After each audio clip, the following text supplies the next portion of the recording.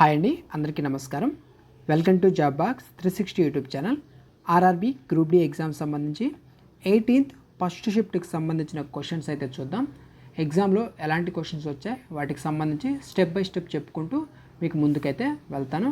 ఎలాంటి మోడల్స్ వచ్చాయి, మనం ఎలాంటి మోడల్స్ చూసుకొని వెళ్తే మంచిది అనేది క్లియర్గా మీకు ఈ వీడియోలో అయితే చెప్తాను. ఓకేనా? ఇక లేట్ చేయకుండా క్లాస్లోకి అయితే వెళ్దాం. ఫస్ట్ క్వశ్చన్ చూడండి. ఎక్స్ ప్లస్ 3 హోల్ స్క్వేర్ నుండి ఎక్స్ స్క్వేర్ మైనస్ 9 మైనస్ 6xని తీసివేస్తే వచ్చే ఫలితం ఎంత, రిజల్ట్ ఎంత అనేది చూడండి. First x plus 3 whole square చేయాలంటే x square plus 9 plus 6x ఎలా రాసాము?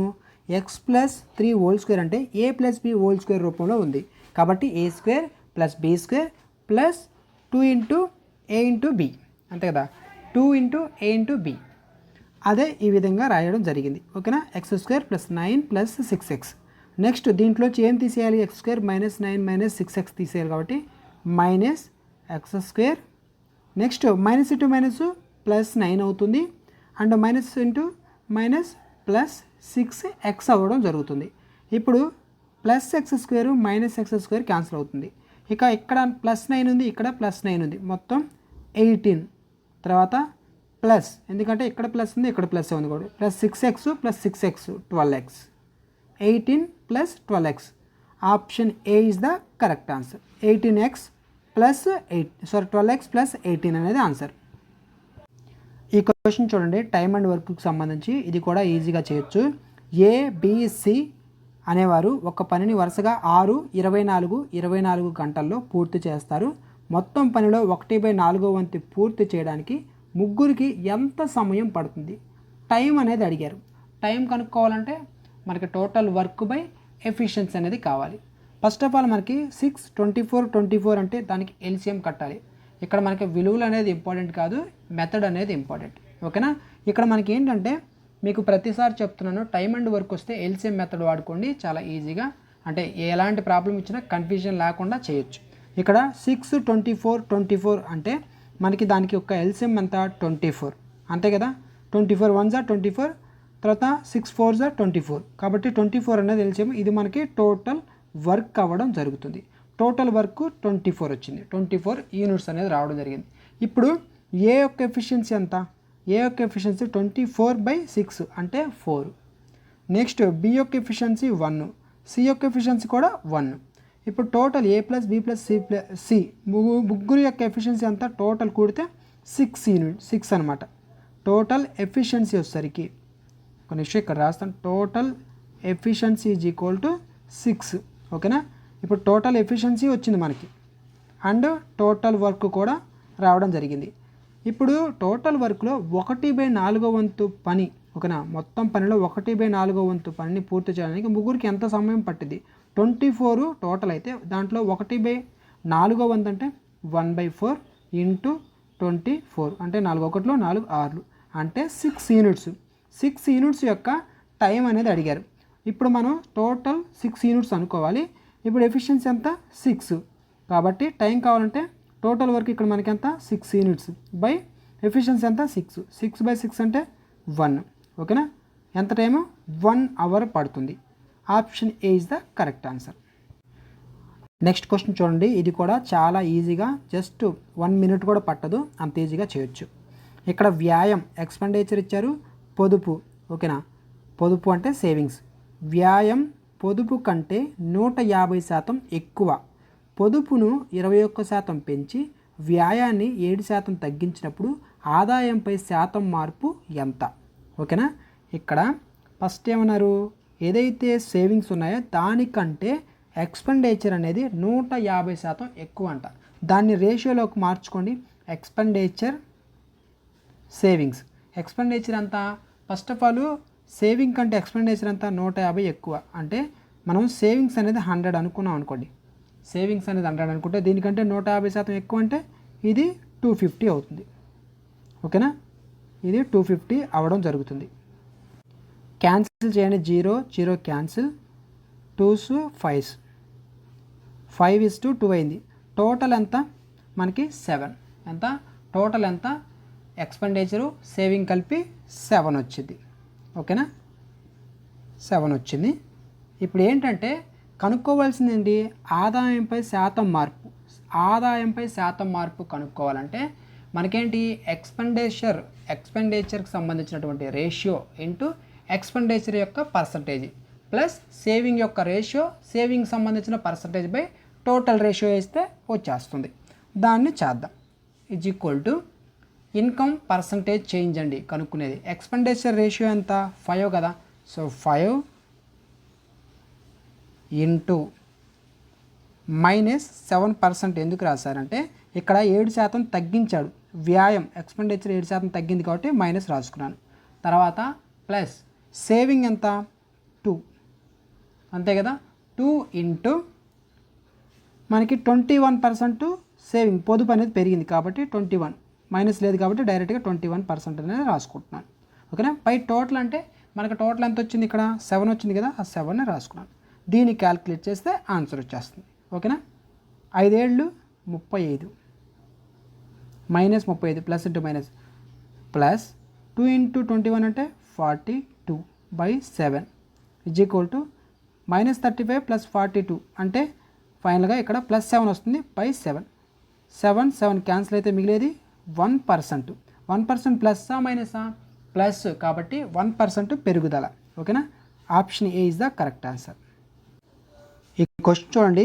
3 తరగతుల ప్రయాణికుల సంఖ్య నిష్పత్తి 8, 7, 11. వారి టికెట్ల ధరల నిష్పత్తి 12, 15, 17. మొత్తం ఆదాయంలో తరగతుల వాటా నిష్పత్తి ఎంత? మొత్తం ఆదాయంలో తరగతుల వాటా నిష్పత్తి. దీన్ని డైరెక్ట్గా కనుక్కోవచ్చు. మనకి ఆదాయం అంటే రెవెన్యూ అనేది ఏంటి, రెవెన్యూ = ప్రయాణించినటువంటి ప్రయాణికుల సంఖ్య ఇంటూ టికెట్ ధర చేస్తే సరిపోద్ది. మనకి ఇక్కడ చూడండి, ప్రయాణికుల సంఖ్యకు సంబంధించిన రేషియో ఇచ్చారు, టికెట్ ధరలకు సంబంధించిన రేషియో ఇచ్చారు. అంటే ఏం చేయాలి, ప్రయాణించిన ప్రయాణికుల సంఖ్య ఇంటూ టికెట్ ధర అంటే 8 ఇంటూ 12, 7 ఇంటూ 15, 11 ఇంటూ 17 చేస్తే సరిపోద్ది. ఫస్ట్ మనం చూడండి, 8 ఇంటూ 12 8, 12 ఎంత, 96 రేషియో రాసుకోండి. 7 ఇంటూ 15 7, 15 105. నెక్స్ట్ 11, 17 ఎంత, 187. 11, 17 187. 96, 105, 187. ఆన్సర్ ఏంటి, option A is the correct answer. 96, 105, 187. అర్థమవుతుందా. మనకి మొత్తం ఆదాయం తరగతుల వాటా నిష్పత్తి కనుక్కోవాలంటే రెవెన్యూ = ప్రయాణికుల సంఖ్య ఇంటూ టికెట్ ధర. ఈ క్వశ్చన్ చూడండి. 63 km/h వేగం గల ఒక రైలు ఒక ప్లాట్ఫామ్ 30 సెకండ్లో దాటుతుంది. అదే రైలు తనతో పాటు 9 km/h వేగంతో ఒకే దిశలో వెళ్తున్న వ్యక్తిని 18 సెకండ్లో దాటితే రైలు పొడవు మరియు ప్లాట్ఫారం పొడవుల మధ్య నిష్పత్తి కనుక్కోవాలి. రేషియో కనుక్కోవాలంటే ఇక్కడ రైలు పొడవు ప్లాట్ఫారం పొడవు కనుక్కోవాలి. ఇచ్చినట్టు జాగ్రత్తగా చేయండి. ఫస్ట్ మనకి బేసిక్ ఫార్ములా ఏంటి, డిస్టెన్స్ = టైం ఇంటూ స్పీడ్ కదా. అంటే డిస్టెన్స్ పొడవు ఒక రకంగా లెంత్ కనుక్కోవాలంటే టైం తెలియాలి, స్పీడు తెలియాలి. ఇక్కడ మనకి స్పీడ్ ఇచ్చారు. ఫస్ట్ ట్రైన్కి సంబంధించినటువంటి లెంత్ కనుక్కుందాం. ట్రైన్ లెంత్ LT అనుకుంటే = 63 km/h వేగం. ఇక్కడ చూడండి, ఒకే దిశ 9 km/h వేగం, 18 సెకండ్స్ ట్రైన్కి సంబంధించి. అంటే 63 - 9 ఒకే డైరెక్షన్ ఉంటే మైనస్ చేయాలి. 63 - 9 అంటే ఎంత, 54 కాబట్టి 54. ఇక్కడ మనకి టైం సెకండ్స్లో ఉంది కాబట్టి ఖచ్చితంగా ఇది 5/18 చేసుకోండి. అప్పుడు మీటర్/సెకండ్ మారుతుంది. ఇంటూ టైం ఎంత, 18 సెకండ్స్. ఓకేనా. ఇప్పుడు చూడండి, 18 ఒకట్లు 18, 3 5 15, 15 ఇంటూ 18 అంటే 270. ఓకేనా. ట్రైన్కి సంబంధించిన లెంత్ 270 వచ్చింది. ఇప్పుడు train length plus platform length = ఇక్కడ ప్లాట్ఫారం లెంత్ అనేది కనుక్కుంటాం. మనకు ఆల్రెడీ ట్రైన్ లెంత్ అనేది తెలుసు కాబట్టి ప్లాట్ఫారం లెంత్ కనుక్కునేటప్పుడు మనకి ఇచ్చిన పాయింట్ ఏంటి, 63 km/h వేగం గల ఒక రైలు ప్లాట్ఫారం 30 సెకండ్లో దాటుతుంది. 63 km/h వేగం గల ఒక రైలు ప్లాట్ఫామ్ను 30 సెకండ్లో దాటుతుంది. ఈ పాయింట్ తీసుకుంటే మనకి ఇక్కడ స్పీడ్ ఎంత అవుతుంది, 63 అవుతుంది. కానీ మనకి మీటర్/సెకండ్ కావాలి కాబట్టి 5/18 చేసుకుంటాం. ఇంటూ దీనికి సంబంధించిన టైము 30 సెకండ్స్. ఇప్పుడు కొట్టేయండి, దీన్ని మొత్తాన్ని కొట్టేస్తే మనకి ఎంత వస్తుంది, ఇక్కడ మనకి 523 అనేది వస్తుంది. క్యాన్సిల్ చేసుకోండి. ఓకేనా. ఇప్పుడు train length plus platform length = 529 అయితే మనకి platform length is equal to 525 ఈ ట్రైన్ లెంత్ కాస్త అవతలకి వెళ్తే మైనస్ ట్రైన్ లెంత్ అవుతుంది. ట్రైన్ లెంత్ మనకు 270 వచ్చింది కాబట్టి 270 రాసుకోండి. Is equal to platform length ఎంత 525 మైనస్ 270 అంటే ఎంత వస్తుంది 255 అనేది వస్తుంది. 255. ఇప్పుడు మనకి రేషియో కనుక్కోవాలి. దేనికి? ట్రైన్ యొక్క పొడవు మరియు ప్లాట్ఫామ్ యొక్క పొడవు. ఓకేనా, దాన్ని రేషియో రాయండి. ఎంత? ఫస్ట్ 270 ట్రైన్ యొక్క పొడవు, ప్లాట్ఫామ్ వచ్చేసరికి 255. దీన్ని క్యాన్సిల్ చేయండి. 5వ ఎక్కలోనే క్యాన్సిల్ చేసుకోవచ్చు. ఓకేనా, 5 5లు 5 1లు 51. ఇక్కడ చూడండి 5 5లు తర్వాత ఇక్కడ 20 ఉంటుంది, 5 4లు 54, 51 54. ఇక్కడ మరలా మీరు క్యాన్సిల్ చేస్తే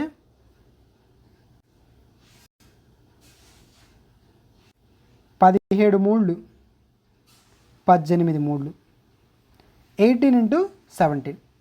18 into 17. ఇక్కడ ఆప్షన్స్లో ఆన్సర్ అనేది రాలేదు, మిస్టేక్ పడింది. కానీ 18 into 17 అనేది ఆన్సర్ అనమాట. ఈ క్వశ్చన్ కూడా చాలా ఈజీగా చేయొచ్చు. మీరు ఆప్షన్స్ బేస్డ్గా ఈక్వల్ చేసుకుంటూ చేయొచ్చు అనమాట.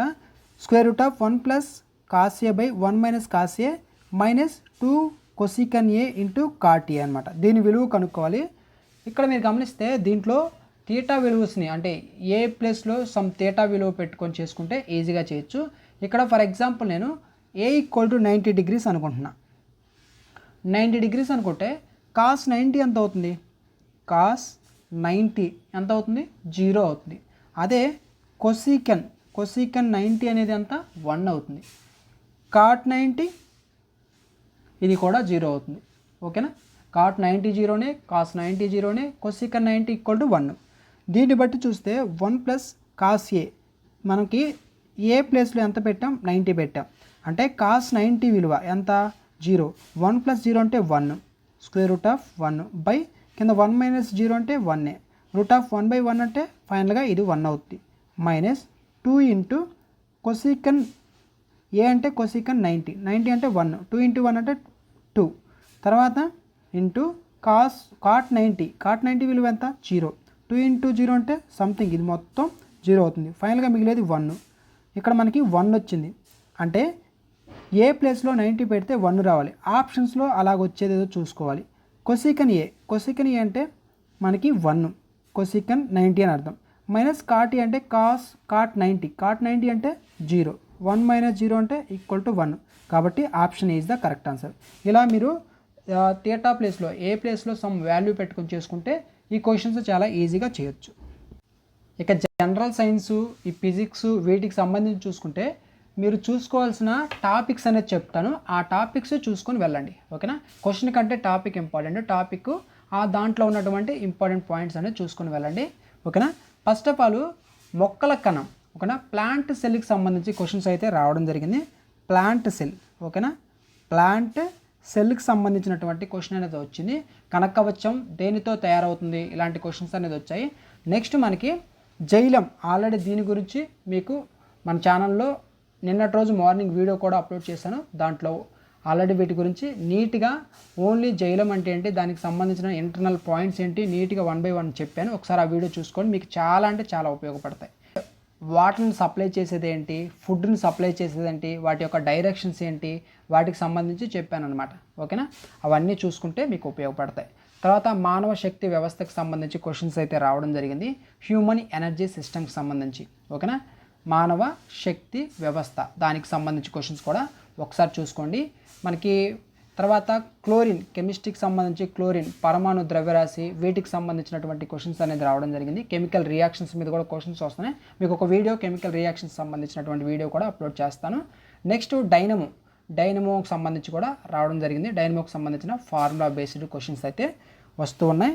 కాబట్టి చూసుకోండి, ఇవన్నీ చాలా ఇంపార్టెంట్. నేను ఏవైతే చెప్పానో వాటి మీద కొంచెం ఫోకస్ పెట్టుకోండి, మీకు ఉపయోగపడుతుంది.